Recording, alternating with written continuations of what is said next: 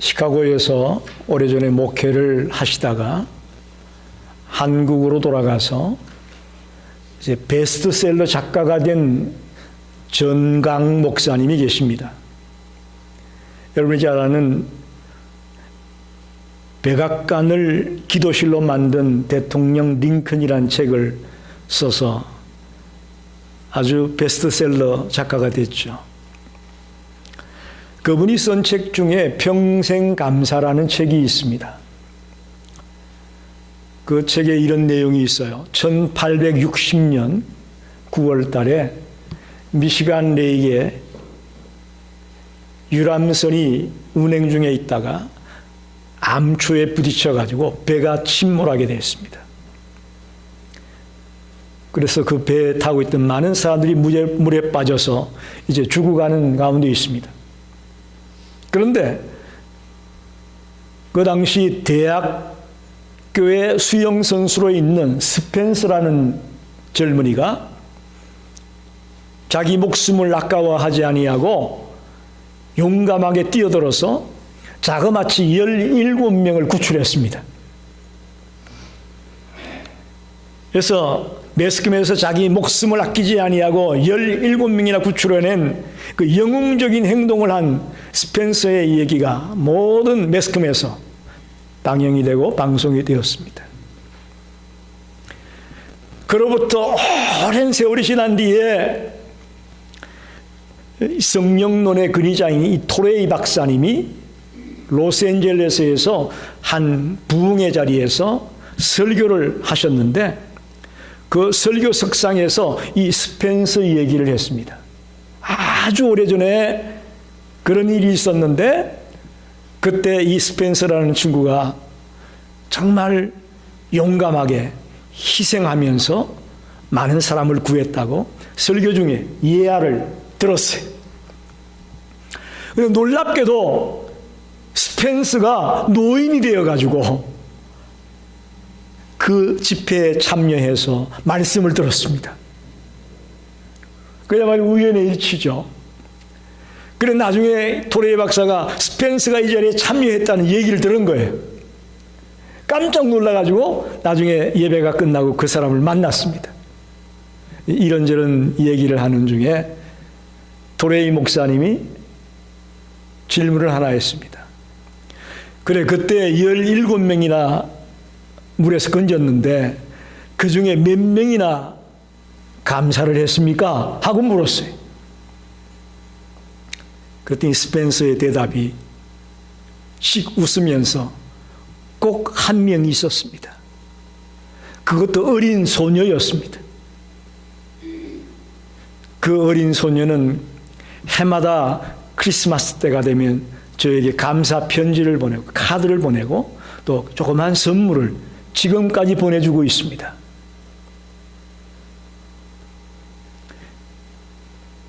여러분, 자신의 목숨을 구해준 사람에게 감사하는 것 당연한 거 아닌가요?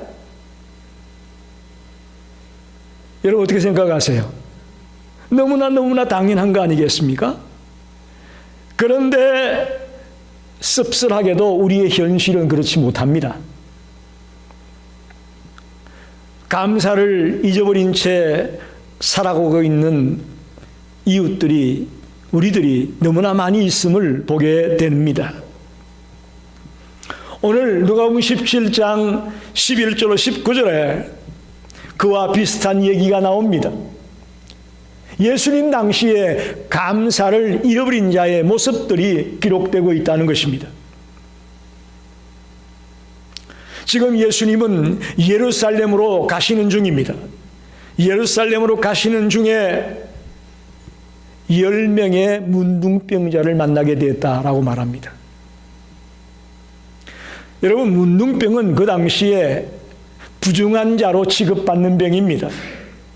육체적인 고통뿐만 아니라 정신적인 고통, 영적인 고통이 짓누르는 아주 고약한 병입니다. 심지어는 옷을 찢고 머리를 풀어헤치고 사람들이 다가오면 오른손으로 입을 막고 부정하다 소리를 질러야 돼요. 다른 사람이 자기에게 가까이 오지 못하게 하기 위해서. 생각을 해보세요. 얼마나 비참한 삶입니까? 얼마나 비참합니까? 인간관계가 깨어집니다. 심지어는 하나님과의 관계도 깨어지고 맙니다. 사랑하는 가족들에게서도 쫓겨나야 됩니다. 아무리 사랑하는 가족이라도 문둥병에 걸리면 그 집에서 쫓겨나서 동네 밖에 나가서 굴 속에서 거주해야 됩니다. 정말 희망이 보이지 않는 앞이 캄캄한 인생을 살아가고 있는 자가 이 10명의 문둥병자들이었습니다. 그런데 그들이 예루살렘으로 가시는 중에 있는 예수님을 보자마자 예수님 앞에 다가왔습니다. 예수님, 우리의 이 문둥병을 좀 고쳐주십시오. 예수님, 우리를 좀 고쳐주십시오. 얼마나 간절하고 얼마나 애절했겠습니까? 사람들과 같이 어울릴 수도 없고 손가락질 받고 그 참 비참한 삶을 살던 자들이 이것이 마지막 기회다 그렇게 싶어서 주님께 찾아와서 애원을 했습니다. 그러자 주님께서 그들에게 뭐라고 얘기합니까? 제사장에게 가서 너희 몸을 보여라 이렇게 말합니다. 이거 무슨 얘기냐면 그 당시에 이 문둥병을 앓는 사람들은 낫게 되면 이제 제사장에게 가서 이렇게 얘기합니다. 내가 언제적에 문둥병에 걸려서 집에서 쫓겨나서 이렇게 살았는데 이제 내가 다 나섰습니다 라고 얘기하면 제사장이 진단을 합니다. 진단을 해보고 이제 정말 나았다면 정서를 써줘요. 이 사람은 깨끗이 나섰다는 정서를 써주면 그 정서를 들고 집에 돌아갈 수가 있는 거예요. 그래서 예수님이 제사장에게 가서 보여라 그렇게 말했습니다. 그런데 이상한 것은 문둥병자들이 낫고 난 뒤에 가야 되잖아요. 그래요, 안 그래요? 낫고 난 뒤에 이 제사장에게 가서 보여줘야 되는데 그 몸은 고쳐주지도 않고 제사장에게 가서 보이라는 거예요. 근데 오늘 본문에도 보면 그 10문둥병자 중에 어느 하나도 이 예수님의 말에 항변하는 자가 없어요. 고쳐주지도 않고 왜 가라고 합니까? 이렇게 말하는 사람 없어요. 예수님이 제사장에게 가서 보이라는 말 그대로 믿고 순종하며 갔습니다. 그런데 놀라운 것은 가는 도중에 보니까 자신의 몸이 깨끗하게 나음을 얻게 됐습니다. 할렐루야. 남의 일이니까 아멘이 안 되죠, 그죠? 얼마나 감격스럽습니까? 예수님의 말씀대로 믿고 순종하며 나아갔더니 가는 도중에 그들이 깨끗이 나음을 얻게 되었습니다. 신앙이란 바로 이런 겁니다. 주님의 말씀을 믿고 순종하는 게 신앙입니다. 이게 믿음이에요. 또 이런 믿음이 있을 때 기적이 나타나는 거예요. 성경의 이 얘기를 가만히 읽고 묵상해 보면 전부 다 이런 이야기입니다. 하나님의 말씀에 믿고 순종했더니 내 병이 나음을 얻더라. 기적이 일어나더라. 연약한 내가 강건해지더라. 하나님의 능력이 나에게 임해서 놀라운 일을 내가 감당할 수 있게 되었더라. 안 되는 게 되게 되더라. 할렐루야. 성경의 모든 이야기들이 이런 이야기입니다. 믿고 순종했더니 이런 기적이, 이런 역사가, 이런 능력이, 이런 권능이 나타나게 되더라. 이게 성경의 메시지예요. 이런 이야기들로 가득 차 있는 것이 여러분이 들고 있는 성경입니다. 저와 여러분도 이 10명의 문둥병자처럼 주님의 말씀에 믿고 순종하며 나아가는 자가 되기를 바랍니다. 그럴 때 기적이 나타나고 그럴 때 하나님의 역사가 나타나게 되어 있습니다. 자, 이제 가는 도중에 몸이 나은 걸 알았습니다. 그런데 9명은 빨리 제사장에게 가서 증서를 받고 싶었어요. 왜 안 그러겠어요? 그죠? 그동안 얼마나 힘든 삶을 살았는데 빨리 제사장에게 가서 증서 받고 싶었어요. 그리고 빨리 가족들을 보고 싶었어요. 한동안 떨어져서 지냈잖아요. 사랑하는 가족들, 사랑하는 자녀들, 형제들 만나지 못했으니 집에 빨리 가고 싶었어요. 그런데 오늘 본문에 나와 있지만 한 사람, 그것도 사마리아인이라고 되어 있습니다. 한 사람은 발걸음을 돌려서 주님께로 가서 주님 앞에 무릎을 꿇고 감사의 고백을 올리고 있습니다. 할렐루야.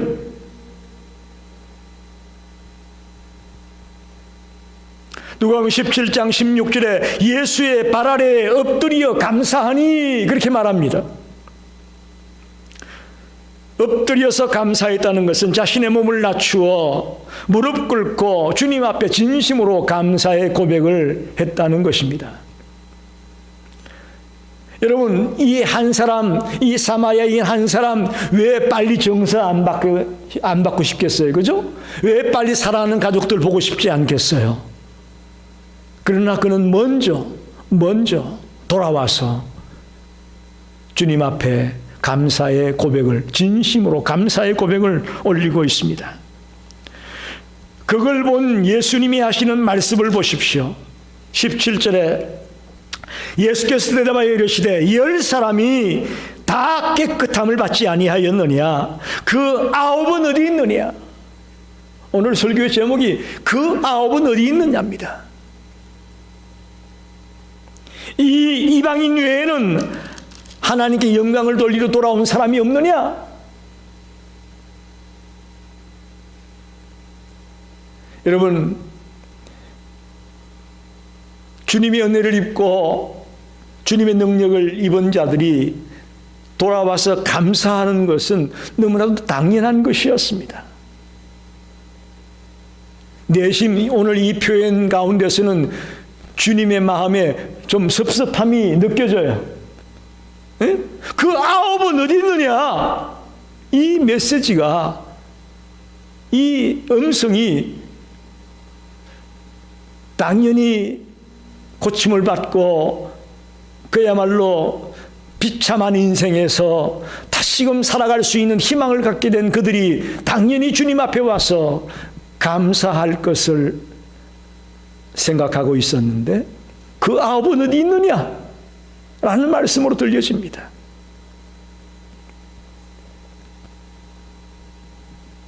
그러면서 마지막 19절에 놀라운 말씀이 있습니다. 가라, 내 믿음이 너를 구원하였느니라. 할렐루야. 내 믿음이 너를 구원하였느니라. 10명이다. 육체적인 문둥병에서는 치유를 받았습니다마는 영적인 구원을 받는 자리에까지 나아간 사람은 사마리아인 한 사람밖에 없었습니다.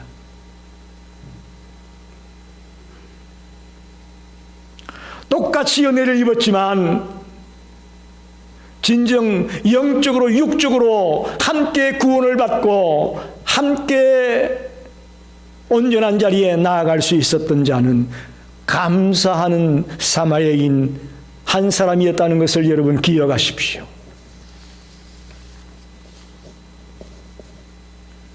여러분, 도대체 왜 이스라엘 사람 9명들은 똑같이 은혜를 입었는데 감사하지 못하고 이 이방인인 한 사람 사마리아인은 은혜를 받고 돌아와서 감사했는지? 이게 퀘스천 마크입니다. 도대체 왜 9명은 못하고 1명은 했을까? 한번 물어봅니다.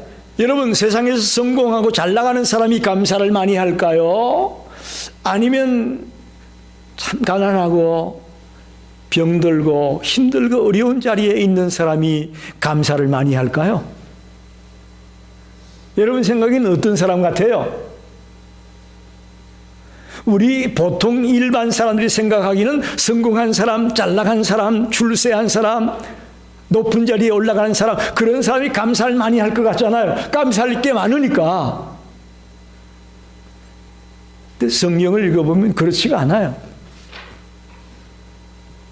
오히려 가장 낮은 자리에 있고 마음이 가난하고 겸손하고 정말 감사의 조건을 찾기란 하늘의 별따기 같은 그런 사람들, 그들이 감사하는 일에 더 적극적이고 더 앞장서고 있음을 보게 됩니다. 우리는 실패하고 넘어지고 쓰러진 사람들은 감사를 못할 것 같은데 오히려 그런 사람들이 더 진실된 감사를 드리는 것을 보게 됩니다. 한마디로 말하면 마음이 가난한 사람, 마음이 겸손한 사람, 그런 자들이 진실한 감사를 드리고 있는 것을 보게 됩니다. 그 중에 한 사람이 오늘 사마리아인 돌아와 감사의 고백을 했던 그 사람이 바로 그런 부류의 사람이라고 볼 수 있습니다. 여러분, 감사는요, 겸손한 자에게 주는 하나님의 선물입니다. 할렐루야. 아무나 감사 못하더라고요. 오늘 본문에서 봤다시피 놀라운 일을 경험하고도 감사가 쉽지 않아요. 그러나 겸손한 자는 하나님의 선물로 감사의 자리에 나아갈 수 있음을 발견하게 됩니다. 여러분, 어렵고 일이 안 풀리고 병들고 답답하고 그러면 감사 못하고, 일이 잘 풀리고 아이들이 그냥 쭉쭉 뻗어나가고 뭔가 심나는 일이 생기면 감사할 것 같고, 그거 우리 생각이에요. 그렇지 않다는 걸 여러분 아시기 바랍니다. 오늘 정말 감사 못할 것 같은 사마리아인이 오히려 돌아와서 주님 앞에 무릎을 꿇고 진심으로 감사하다는 고백을 한 모습을 보십시오. 2022년 추수감사주의를 맞아서 저와 여러분이 마음이 겸손한 자가 되고 또 마음이 가난한 자가 되어서 작은 일에도 감사가 소홀함이 없는 자가 되기를 부탁합니다. 한번 묻습니다. 여러분의 모습이 지금 이 9명의 모습을 닮아 있습니까? 아니면 돌아와 감사하고 있는 이 한 명의 모습을 담고 있습니까? 어느 쪽입니까? 우리 이 시간 생각을 바꿉시다. 이 시간 우리의 마음을 바꿉시다. 한 무명의 작가가 지은 노래가 있습니다. 노래는 부를 때까지 노래가 아니며 종은 울릴 때까지 종이 아니다. 사랑은 표현할 때까지 사랑이 아니며 축복은 감사할 때까지 축복이 아니다. 여러분이 정말로 축복받은 하나님의 자녀라면 감사가 있을 때에 그 축복이 여러분의 것이 될 걸 믿습니다. 주님이 엄청난 축복을 주었음에도 불구하고 내가 감사할 줄 모른다면 그 축복은 내게 아니에요. 놀라운 말씀입니다. 오늘 돌아와 주님 앞에 진심으로 감사의 고백을 드렸던 이 이방인 한 사람의 모습을 생각하며 저와 여러분이 남은 생애를 살아가면서 작은 일에도 진실한 감사의 고백이 끊이지 않는, 한순간 한순간마다 감사가 끊이지 않는 그런 삶을 살아가는 성도가 되시기를 간절히 축원합니다. 기도하겠습니다.